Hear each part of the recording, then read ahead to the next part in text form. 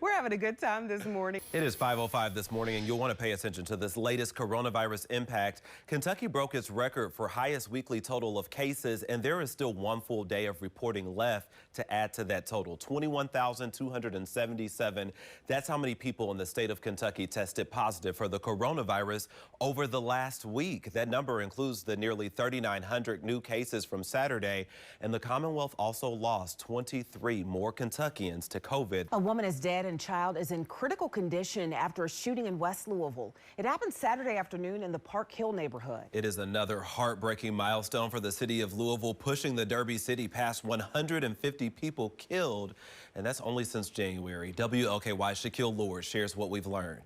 Don't mess with my chocolate. Yes, a lot of people are now complaining on social media after the company had the audacity to change its Hershey Kisses Christmas Bells ad. Take a look. The ad debuted in 1989. We all know this ad. It has remained essentially the same, with the kisses playing "We Wish You a Merry Christmas." Oh, now we're on to the new ad. This year's ad, though, starts out the same, but then a girl picks up one of them, and it turns out she's baking with her dad. I love that. Definitely a cute commercial there, but people complain on Twitter that Hershey's should not tinker with a tradition. Hershey's is now planning to air both commercials because we got to make everybody happy. Is that right? Really? There were people complaining on Twitter? Everyone's a winner. Always, right? I mean, always on Twitter. It's like, you don't have to listen to the Twitter world. That's not a good way to gauge things. Also, otherwise, I wouldn't be here, because a lot of people tweet at me all the time, complaints. You know, and the fact of the matter is, if the largest problem you have in your life is a Hershey Kiss commercial, good for you. Yes. In 2020 your life must especially. be absolutely perfect. Marvis is walking out the building. Well, Governor Beshear says a coronavirus vaccine is likely coming to Kentucky in a matter of weeks. Monica, that's right. In mid-December, 38,000 Pfizer doses are expected to be given to long-term healthcare residents as well as some healthcare workers. Then 2 weeks later, the Commonwealth could receive 76,000 more doses of the Moderna vaccine. The festival, which also includes a 70-foot Christmas tree, will be up through the end of the month. A Christmas Story is always that classic. Yes. And honestly, y'all, I don't really remember the movie besides the leg lamp. Really? You'll shoot your eye out? Doesn't his tongue get stuck to the pole too in that movie or something? Yeah. Oh, yes. And then you'll shoot your eye out. You'll shoot your eye out. I shot my eye out. No. You know, I don't No. know. Suzanne, The red run. It's always on in the background. I'm getting the eggnog and everything. My favorite part is when they open the box, it says fragile, and he goes, fragile.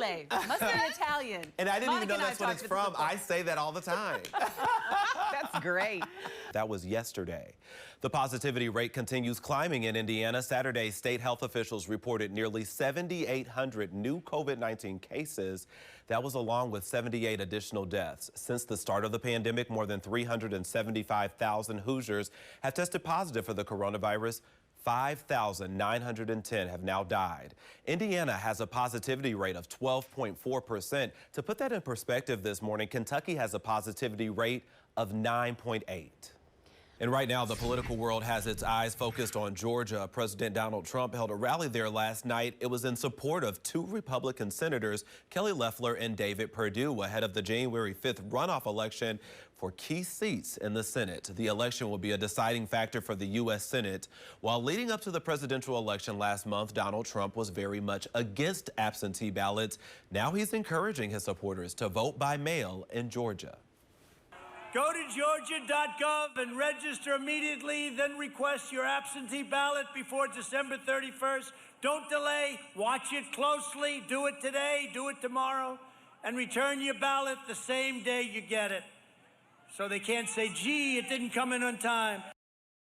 President Trump continued pushing baseless claims about voter fraud during last month's election. He also took several shots at Republican Governor Brian Kemp, who Trump claims is not doing enough to protest the election results in the state. Now, according to some sources close to the case, Trump reportedly called Kemp Saturday, trying to persuade him to convince state legislators to overturn President-elect Joe Biden's verified win in the state of Georgia.